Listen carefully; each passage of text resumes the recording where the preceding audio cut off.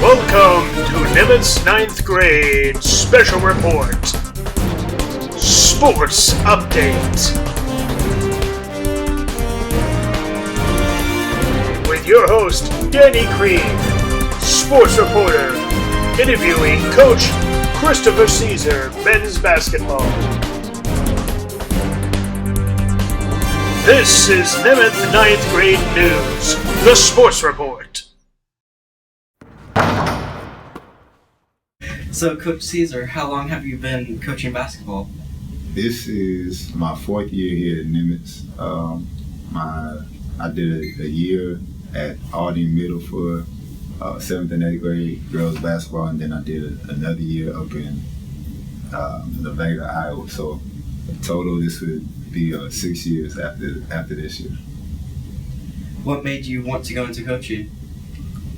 Really, I love kids. I love people in general, but I love this area as far as high school, being able to make an impact on students that goes beyond school, that goes beyond the court.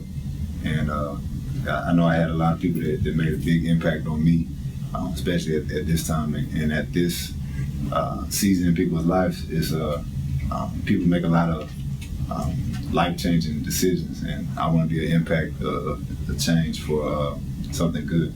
I used to play basketball as well. Played at Iowa State University and played a little semi-pro. And just to be able to share my experience with these guys, I love it. And 'cause I want to get them to be even better. We have a saying that the best get better, meaning that you have no ceiling. So even if you're the very best, you keep improving your game. And I want these guys to do better than what I did, go even further than what I did, not just as a basketball player, but as a man. So do you think you ever go past high school?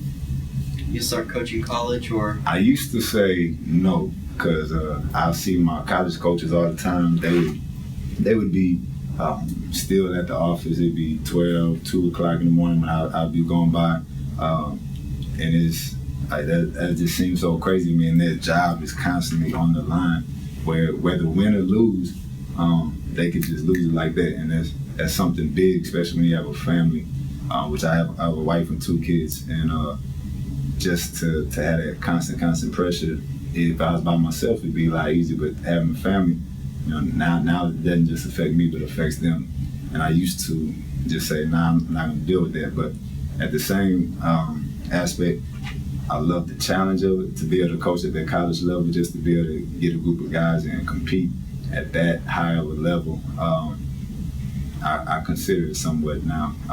And so it'd be definitely something I would have to pray about and work out with my wife and make sure that we feel confident, because it would definitely be a family decision. It wouldn't be just my decision if that would have happened. But so now it's a possibility, as it used to be not gonna happen. So are you planning on teaching your kids to play, or do you just think that they're not into it? Well, it's funny because I thought about just how great and awesome it'd be to be able to have my kids play as well. But my wife and I, we would try to get them to play as much sports as possible. Get them to play soccer, t-ball. They did volleyball, gymnastics, all a bunch of stuff, swimming. But it's funny because my son, he loves to play basketball, and my wife says because he sees his daddy play. But I'm excited because in this spring, I'm going to be coaching him again, because my daughter's actually wanting to get back in basketball again, because I did coach him before at the YMCA. And since I started coaching at the high school level, I stopped coaching him at the YMCA just because my time was different. Although we would still keep him in basketball, but my time was a little bit different when it came to coaching here. So I think I kind of got my time figured out, so I want to get back on it, which I'm going to do that this spring and get them playing. We're going to be training, not just practicing when everyone else is practicing, but we're going to be doing our own training. So I am excited about that, and to see them develop. And I'll say this last thing too about that is my son, he got a chance to come with me during the summertime. We had a camp for middle school boys, and during the camp, he was doing the drills with us, and we had one part of the drill we were doing 2-ball dribbling going down the court, and it was cool because a lot of those kids, they were like, why is he able to dribble like that? And because my son was in it, because we practiced it, just from time to time we practiced, and he was doing it real good and looked good. And afterwards, I told him, I said, see, that's why we practice. And I think that just really stuck with him, because like, man, he got a chance to see the fruit of his labor. As you said, you played at Iowa State for college basketball. What was that like? Was it hard? Was it boring? It was never boring. It was always exciting. Just a tremendous experience, because I knew, even before I went off to college, I knew that Iowa State was the place I was supposed to go, because I had prayed about it, and that's where the Lord led me. And going there, I didn't get a scholarship to play there.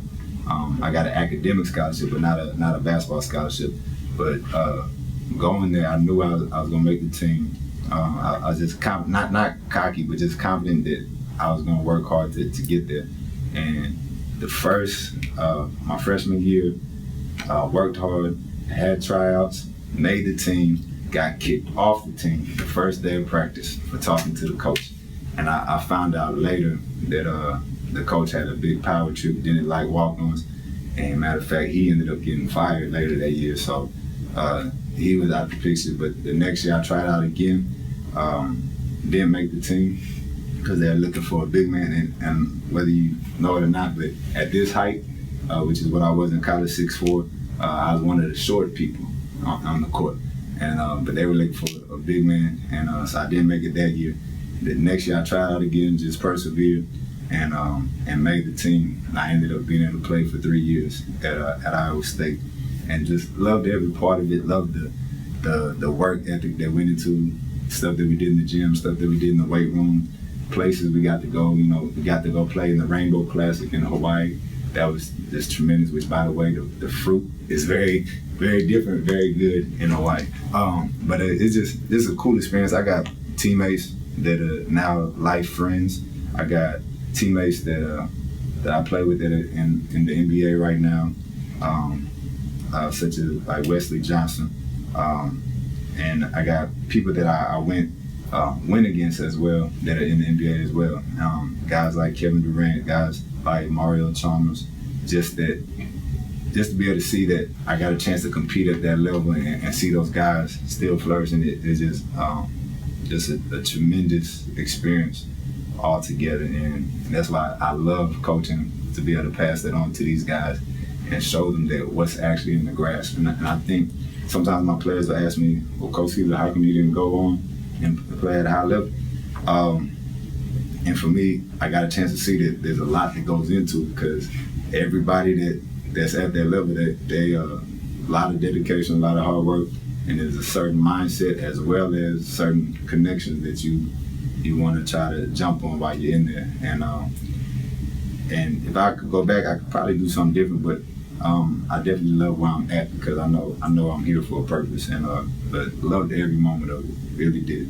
Cyclone through and through. So how do you motivate your players before a game or practice? It's so many different ways. I spoke about one earlier about the best get better, and that's something that reigns supreme. That's something that we do before every game. When we huddle up, we'll clap it up, and I'll yell out the best. They'll yell out get better. It is something that resonates strongly within us. And as far as like stuff that we do in practice, I never have them do anything that I can't or won't do myself. So I'm out there doing sprints with them. I'm out there running a mile with them, getting up and down the court with them, and just showing them that, hey, Coach C's out here doing it, and I make sure to whoop them on every single sprint that we do, every time we run. But I get them out there to give them something to reach for, because sometimes they may have been the best in their middle school or the best on the AAU team, and now they're coming.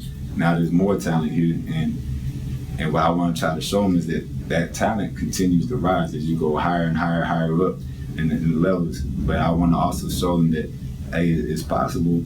If you stay dedicated, you can go after it. And if you want to play at the next level, then you got to put in the work now. And it's not just what everybody else is doing in practice, but it's what you're doing on your own. It's that dedication. It's like a tree. It doesn't just spring up overnight, but it takes steady time, water, nourishment, same thing. Taking care of their bodies. I have to tell them that they got to be professional at taking care of their bodies, because that's going to be the main tool in being able to play at the next level.